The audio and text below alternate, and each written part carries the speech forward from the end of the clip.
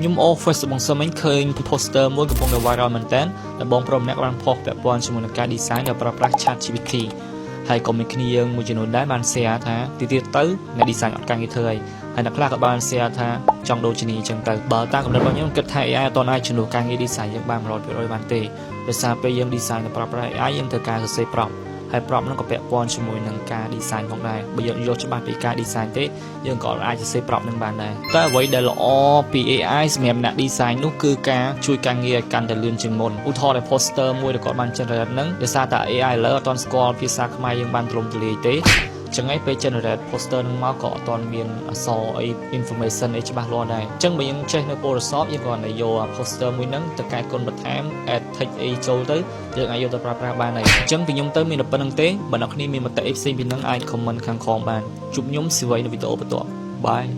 ខ្ញុំភ្លេចប្រាប់អ្នកនរគ្នាមួយទៀតអ្នក design ត្រូវការ budget ពី client ដើម្បីមានលុយផឹកកាហ្វេចឹងយើងប្រើប្រាស់ AI ក៏វាត្រូវការលុយពីយើងដូចគ្នាចែករំលែកព័ត៌មានមួយនេះទៅកាន់មិត្តភ័ក្តិអ្នកគ្នាដើម្បីទុកជាចំណេះដឹងទូទៅ